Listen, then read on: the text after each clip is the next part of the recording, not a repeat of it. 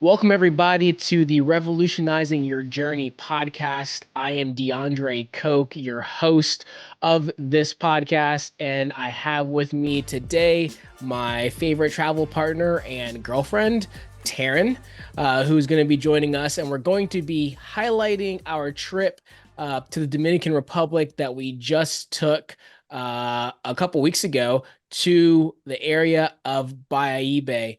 So I'm super excited to have Taryn on board for this episode. I do actually want to make a quick mention as well. In one of my early episodes, I was talking about the Boldly Go team, and really I'd be remiss if I didn't mention that Taryn's actually been super helpful in the development of the Boldly Go brand, and especially the marketing aspects of it as well. With her background in marketing, it's been really helpful for us. So I did want to actually mention that she is part of the team as well. I'd be remiss if I didn't have her included also. But let's get into it, Taryn. Talk about the Dominican Republic. Now, one thing I want to mention to the listeners out there, I know I often talk about travel hacking. This was not done as a travel hack, so we didn't do any crazy point strategy for this. But I will share a couple hacks at the end if you're thinking, hey, that sounds like a great time. I want to go down to the Dominican Republic. Here, I'm going to share a couple of ideas at the end of how you could do so or where you can stay and the points required to do so. So, Taryn, this trip actually, you pretty much planned the location and the hotel, which actually you do a lot of times for our trips. What made you choose Bayahibe, this part of the Dominican Republic? Thank you for the credit. And yes, I've been to the DR with my family growing up many times. And one thing that we learned as people who are avid snorkelers, my father is a fisherman, and our family is very into that, is other parts of the DR are not as corally friendly as we could say. The coral reefs are the most beautiful in Bayahibe, and you have the most gorgeous reefs, the most flourishing marine life, and the best fishing if you're also into that. So when we said diving and a trip, I was like, well, we have to go to Bayahibe because from all of the experience I've had, that is the place to go if you want to see some really cool stuff. Yeah, I would agree. That was, and I know for both of us, we've both been to the Dominican Republic a few times. I think you've been five, six times, something like that. Yeah. Yeah, and for me, I think this was my fourth or fifth time there. I actually have family that are in Santo Domingo there as well, and so we flew into Punta Cana, but this is actually about an hour drive from Punta Cana. And something I think we should talk about is the arrival experience as far as transportation goes when it comes to getting to the resort because ended up landing late, and that was because of flight delays, which thankfully was only about an hour late. But you opted to go for the Uber, which I wasn't opposed to because they said, right, we have Uber. Um, but that experience was very different because when we got there, do you want to tell a story? You want me to? Well, first, I want to clarify that Punta Cana is not the only option if you want to fly and go to Bayahibe. There is an airport in La Romana, which is very tiny and it's kind of outside and kind of cool, but it's very small. So there was another option that just didn't work out with hacking, really, and deals and budgeting. So, Yeah, we're um, not typically going to find a good flight price to the smaller airport usually. So yeah, Punta Cana is usually a lot cheaper to fly into as well. Exactly. I'd just be remiss if I didn't mention that that option was there for those that don't want to have that extra travel, especially once they hear about our experience. No, I had Googled it before we went about Uber, like I usually do. Like, is there an Uber in this country? And is this something that we can use? And it was kind of mixed. It was like, well, you can use Uber in Punta Cana, but not the rest. And I was a little confused about what that meant. And we learned uh, Hmm. after scheduling that Uber and walking outside with our bags. And then the guy was like, yeah, that's not what's happening. Yeah, Yeah. yeah. I know he basically we were so when you come out of the airport there, so after you go through customs and immigration, which for us wasn't bad. I've heard people that have waited in that line for like an hour. They ended up we had to walk past all the people that are yelling at us, taxi, taxi, taxi. And of course we're like, no, we got a ride, we have a ride, we have a ride. And that's very common. I mean, you fly into Mexico or a lot of the places in the Caribbean, like that's the experience when you after you get your luggage. And a guy kind of like comes up to us. He's like, "Hey, are you Taryn?" And I was actually kind of impressed that he located us. And he said, "Yeah." We said yes. And he said, "Okay, well, we have to go over here because Uber is actually not allowed on the airport grounds." And so I run with a transportation company, and we have to take official like transportation vehicle off the airport grounds. So it was super shady. But I mean, we already had the ride. He basically showed that he was the Uber driver, essentially, proved that there was a connection, and we got in the ride. And we had a nice, I'd say a nice hour-long ride, but it wasn't really super nice. I mean, he was a bit of a character. He was very enthusiastic in trying to play music that we both love, but we were dead tired. It was one of the more interesting rides I think we've had internationally, at least for me. I definitely say he seemed like he was stimulated, maybe by not substances that are fully legal. But he got us there, which is really all that matters. And so we showed up to the Catalonia Royale La Romana, which is an adults only hotel or resort, all inclusive resort. It's tied to or connected to a much larger Catalonia resort that is, very much so not adults only, kids everywhere, but the adults only is very sectioned off. And so I know we had some goals, right? So it was relaxing, sun and sand, diving, it was a lot of great things. I mean, I know Taryn, you picked that location, you picked the spot. I thought you did a great job. Thanks. We also said we wanted something that wasn't too far away and that wasn't going to break the bank. And I think the DR is the ultimate, honestly, in that regard. Yeah, absolutely. Dominican Republic, super inexpensive. Traveling there, not expensive at all.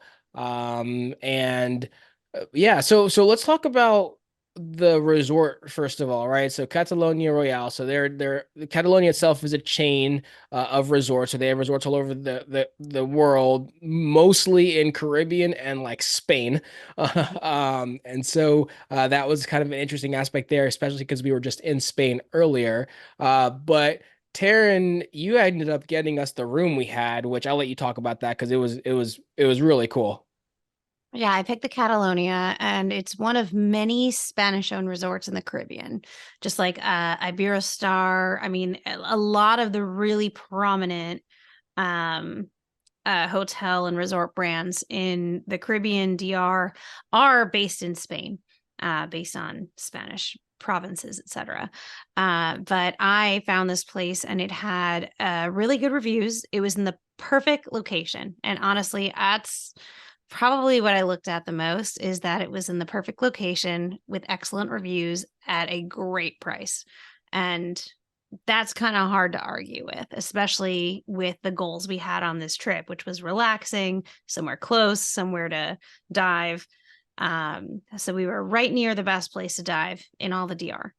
And on top of that, we were able to stay at a place that's all inclusive, adults only, and a very well known brand. So I thought it was definitely worth it with the room we got, which they said was the top of the line. And in terms of what we spent per night, I mean, it's not bad at all.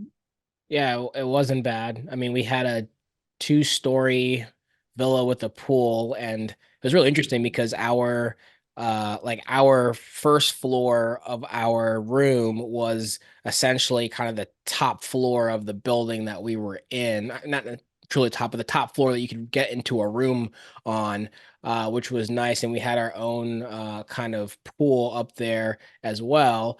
And we've stayed at a lot of really great places. And this place was really inexpensive. I don't remember the full price that we paid, but the price per night, I think we did the math and it was like maybe $400 a night or something like that for two people, all inclusive. Not wasn't too far off. Does that sound about right? Yeah, I think you said it was like 350. So yeah. Yeah, yeah. So it really wasn't bad at all. So, again, not a huge travel hack, but we were able to get away for a week, sun and sand, all inclusive, and really not have to fork out a ton of cash for two adults, which was nice. Before I know we're going to talk about the diving because the diving was we had a real that was incredible and there's a lot of experiences about it, which was great. Um, Overall thoughts on the resort. What did you think? I know we had a cool room. There were pros, there were cons. You give me your Just synopsis. like everything, right? Yep, absolutely. I really liked the adults only area, which was very much relaxed. It was quiet. We had the hydrotherapy pool, which was awesome. There's a bunch of different bars and restaurants on site. And again, the location was superb. So, overall, I was really pleased with where we were, especially with what our goals were. And just being able to have a beautiful beach, beautiful location, and a really nice place that we were at. Yeah, where we stayed actually was really interesting because our building was closest to the restaurants and closest to the entertainment plaza, and the where the swim up pool bar is for the adults only section. But conversely, it was the farthest from the beach. And so we had to walk through the grounds, which were really, really beautiful. It was about a 4 minute walk, though, to the beach. So if you're looking for a place where like you're opening the door, your balcony, and you're seeing the beach, this was not it, which we had just experienced that almost 2 months before in Mexico. So that wasn't a problem at all. But they also had a nice little trolley system, golf cart, which they would bring you to the beach back and forth if you'd like. But the beach area was pretty nice as well. Overall, Taryn, I was pretty pleased with the food. Wasn't out of this world amazing. A couple of the restaurants were good, others were okay. Really, the only negative I have, I think, from the food that I remember was the room service, and Mm. that was that was the first night we got there. We were both starving because it was our flight was delayed, and I know you are much more a fan of, when we get there, let's order room service. I was like, let's go to the buffet. Well, the room service option won, and then our food never came. And after calling probably 17 times, and for the listeners out there, I speak fluent Spanish, so I'm also pleading with them in Spanish that I'm hungry and please bring sustenance. Eventually food finally did come and it was very bland and they brought no condiments and no it was not ideal. So only really negative I remember on the food is the room service. But besides that, I think the food was pretty good, right? Yeah, I mean, especially for an all inclusive. I mean, if you're at an all inclusive, you got to give them a little slack, I feel like, because of the way that the food is served. I am not going to forgive them for the room service, which is kind of a hot mess, but I've gotten past it, and there was a lot of other redeeming qualities of the resort, which definitely shone through. And it was like, you know what, we just won't do room service. For sure. So that was a one and done. We didn't even try to order that again. But there's a lot of other great things. I like the hydrotherapy pool is really cool because you don't really see that often in resorts. The swim up bar on the adults only side was very, very quiet, which if you're looking to go a place that's lively, this wasn't it. When I say we, I mean I made the mistake of just wanting to get more lively and going to the open pool where there's all the kids and everyone because I thought it was going to be more lively. And it was, but we lasted about less than one drink before we were tired of kids screaming at the top of their voice and being splashed on all of our stuff getting wet, and it was chaotic. Not that we're anti-kids by any means at all, but it was a lot. It was absolutely a lot, and even the parents that were, or the adults that were there, that didn't have access to the adults only section, they were also kind of being rude, not letting us get to the bar for drinks, and it was just not ideal. But we did find a happy space by the beach. There was a beach bar there. It was really cool. Sushi bar right next to the beach bar. We had beds on the beach. We had service there, and we were quite literally about 20 steps from the beach, and we stayed there. I remember one whole afternoon, almost whole day, just laying on Yeah. a bed by the beach and enjoying drinks and getting in the water when we got hot, and it was awesome. Honestly, in a lot of places that we've been, even like Ibiza, it's like that's an upsell to have a bed on the beach. And that's something that comes included. Again, another value of this property is if you're in the adult section, you have the beds that you can just go to. It's included, which was really cool because generally you have to either purchase something, a bottle, a service, etc., to have the same kind of amenities in comparative locations. Not all locations, but a lot of them, it's just not something that you just get. So it was definitely really cool. Yeah, I thought it was great. One thing I think can't go without being stated though is the staff.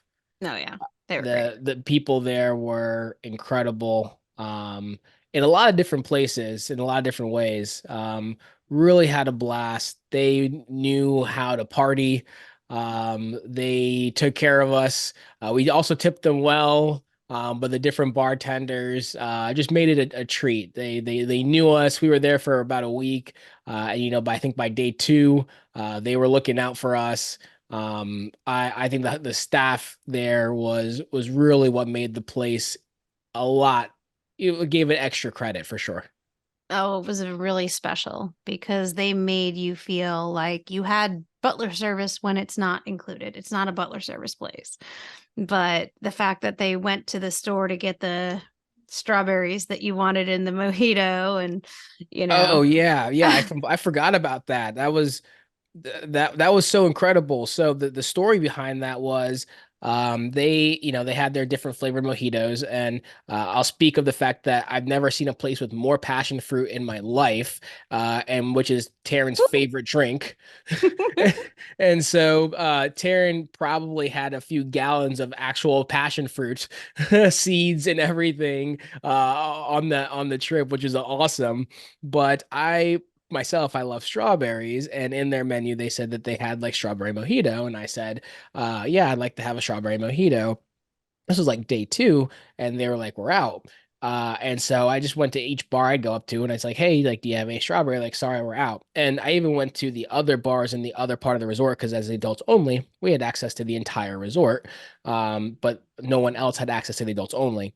And every bar I went to, they said they were out. And so I went back up to the lobby bar, and I was like, man, I've been really trying to get strawberries everywhere, and it sounds like the whole resort's out. And the bartender, I think her name was Humahel, she was like, don't worry, I got you. I was like, okay. Came back the next day, went to the bar, and she said, hey, I went to the store. I bought these. They're under guard. Only you can request these and only you can get them. VIP And strawberries. I know, VIP strawberries, and they were like fresh from the market. And so for the whole rest of the trip, they never restocked them for the whole resort. They literally had small cartons of strawberries just for me at this one bar, and that was a really cool experience. And like I said, like hands off to them to be able to do something like that. I think that was utterly incredible. Hey everyone, this is DeAndre Koch interrupting the episode real quick to let you know that if you want to travel in style and luxury, thanks to travel hacking, here's an amazing opportunity to learn how. I've partnered with Lux Travel Hacks to offer you a special discount on their in-depth online course. It busts common myths, teaches the basics, and even has advanced techniques that surprised even me. Imagine exploring ancient ruins in Italy, or sipping cocktails on a Polynesian beach, and traveling there in business or first class, all for less than you'd pay for economy. This limited time offer saves you 50%, and you even get bonus content that's not available to the public. You also get access to the private Lux Travel Hacks Facebook community, where you can grow even more in your travel expertise. Click the link in the show notes and use the code BoldlyGo at checkout to take advantage of this huge opportunity.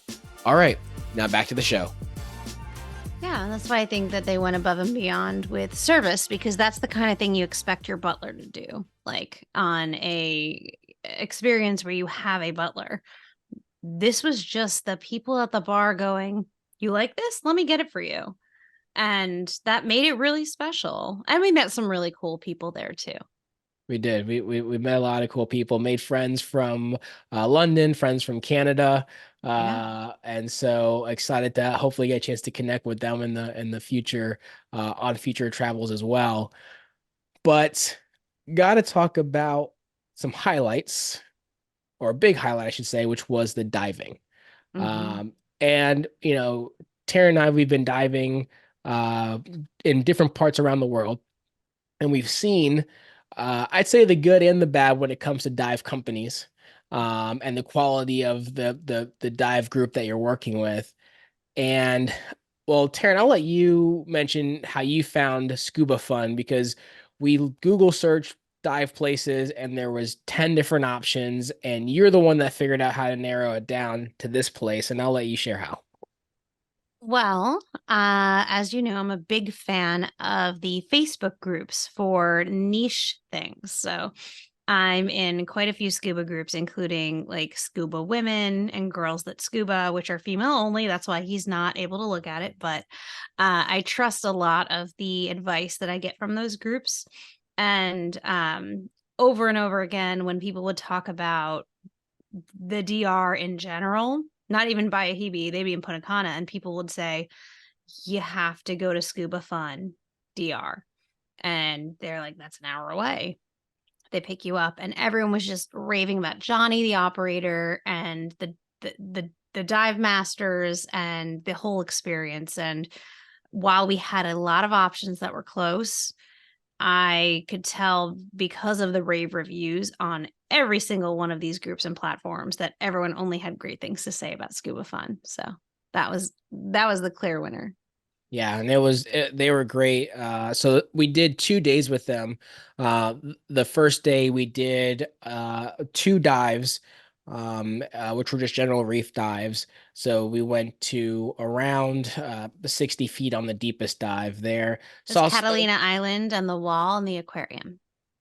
That it was, yep. So the wall in the aquarium, yep. Mm-hmm. And then it was a whole day excursion, this one, so it's a much longer day. But we went to Isla Catalina, or Catalina Island, where they then cooked us a whole lunch. We got to hang out on the beach there, walk around the island, jump in the water, beach. It was really cool. They had like a beach bar as well. So that was a really cool thing that even if you're not a diver, you could do. They have day trips to Catalina Island. There's snorkeling trips that you can do. So it's a really cool place. And then the second day, we did some wreck dives. So I was working on my wreck diving certification. I needed to complete 2 dives. And so we were able to not only do these 2 dives and the one I need to complete my certification, but also for both of us, our deepest dive ever, which was the St. George. It sits in about 160 feet of water, and we went down to 120 feet, which for anyone that's a diver knows, that's anything past 100's deep. So we went to 120, which was awesome. And it's really cool seeing a giant monstrosity of metal under the water and the life that's around it. I know, Taryn, this was your first wreck that you've experienced in a dive in general. Oh, yeah, it was. It was definitely my first rec, and I was nervous. I'm not gonna lie. I have not taken a rec course, so I was not knowing what to expect. But these were beautiful dives. I mean, it was so cool going the deepest I've ever dove, and seeing something so mammoth under the water. Although I think I enjoyed the Atlantic Princess better, even though I know it wasn't as deep. Oh, I would But agree with you. Yeah, I would agree we with you. we saw those giant barracudas Oh just my God. like chilling right there. There's like bigger than both of us. Yeah, these were like 5, 6 feet long barracudas. There's like a pair of them hanging out around us. And barracudas aren't aggressive unless they could be aggressive if you have something shiny on you, shiny metal object on you. But yeah, that was it was also a much shallower dive, so you don't have to focus on your breathing so much. You could enjoy the life around you. It's a much more calmer experience than, a more testy dive where you're really pushing the elements there. Yeah, I really enjoyed both dives, but I think I would have never guessed it. I enjoyed Atlantic Princess more. I just felt like I saw more stuff and it was just more relaxed. And again, I wasn't as worried about my breathing, but that's probably because I'm a novice. I'm gonna get there. But it was beautiful. It was my first rec experience and I loved it. Yeah, no, it was really great. I know we saw the spotted eagle ray. We saw that. That Was was that the day first? one. That was day Yeah. one. Okay. Yeah. So I mean, we saw some good life. The barracudas were cool. We did see the ray in the sand as well. So the diving was awesome. But what I really liked was Johnny was really cool. Hmm. His company was awesome. All the guides were awesome. They cared about us. The boat was really nice, especially day one, the one that we took to Isla Catalina. He kind of went out of his way to help me get these rec certification dives. So this wasn't something; these dives weren't on the agenda. I just reached out and said, "Hey, I've been needing these dives for a really long time. If you could help, that would be great." And he said, "Hey, I'll take care of you," and he did. Really great guy. We even you wanted some local Dominican food when we, right? Yeah, I did. I was like, can we get some good food right after our dive that's local, like not on the resort? Just, want to immerse ourselves every time in something local. And I was like, I really want some of this Dominican chicken. And he hooked us up. So that was fun. He did, yeah. We went on a little walk through the town. He had a guy take us right to where they were, and yeah, we got our dine on a little street side cafe there. So overall, Dominican Republic, great experience. Again, we didn't do a ton of travel hacking for this. This is really just for get us a chance to relax, to enjoy some sun, some warm weather because it's cold right now, being winter. So just getting a chance to get away for a little bit. On our way back, another highlight which you had looked up, I know you were super excited for, was the lounge. And this is a bit of a hack because Yeah. without utilizing our knowledge of travel and credit cards and resources and some travel hacking, we would have never even known about this place or gotten in. I'll let you talk about it. Well, I only knew to look at the lounges because of all that you've taught me, to be fair. Oh, Uh, thank you. now I make it a habit of when we're going to be at an airport for any kind of layover. I'm like, well, what kind of lounges we got going on? And before we even left, I looked and I was a priority pass lounge in the Punta Cana airport, which has an outdoor pool. And we have had some outdoor lounges before. Antigua, right? Yeah, Antigua is the really the only one Antigua. that was like Yeah. uncovered outside. Yeah. Yeah, I guess that's fair. And it was like, what? Like they have an actual pool right by the tarmac. Like, all right, I'm gonna bring my bathing suit. I'm getting ready for this. This is just fun. Like, when else can I say that I've been in a pool watching airplanes take off? So I was like, D, we have to do this. Which we did. I mean, because also granted, that was the only lounge for us to use as well. So it worked out. Some of the downsides with the lounge, unfortunately, a lot of lounges, it's pretty much unlimited drinks or food. There, they limited you for 2 drinks, and then you have to pay beyond that, which is fine. We weren't there for too long, but that's where travel hacking and knowledge of travel allows you to be more comfortable, right? Because we were very fine getting to the airport instead of being depressed that we had to leave our resort. We were very comfortable with getting to the airport, getting there with enough time to get checked in, be comfortable, and then go to the lounge and sit, enjoy some food, some beverages. Literally, Taryn is in a bathing suit in a pool as planes are pulling up under us as well, because the pool is like elevated on an upper deck, which was awesome. It was fun. Yeah, and you can actually get into a lounge like this essentially for free, because as part of Priority Pass, like Taryn said, and Priority Pass you have access to with the Amex Platinum card and the Chase Sapphire Reserve card as well. It's included. So when we talk about those annual fees, that is included. Part of your fee pays for things like Priority Pass, which allows you to get into world-class lounges like the one in the Punta Cana airport in the Dominican Republic, where you can literally hang out in a pool and enjoy a drink while you wait for your flight. So if your flight's delayed or whatever it may be, or you're the type that you have to get to the airport early, you're not sitting in a cold terminal just, watching YouTube on your phone waiting for the plane to pull up. So that is why we stress that you have to get an enjoyment out of travel. And, there are hacks that are available for the DR as well. So a couple of them that I'll run through, at least as of this recording, is to look at the Hyatt chain of resorts and hotels, right? And the reason why is because you can get a really good quality stay for very little points. So there is the Hyatt Ziva and Zilara. Those are adults only. And those are really highly rated. And they're only 35,000 Hyatt points a night. And they're category E, right? So in all inclusive in the Hyatt world of hotels, they have categories A through F, F being the best. This is an E, so it's second best. 35K points for an adults only stay at a very highly rated resort, all inclusive. But let's say you want to bring the kids, right? That's where Dreams can come into play.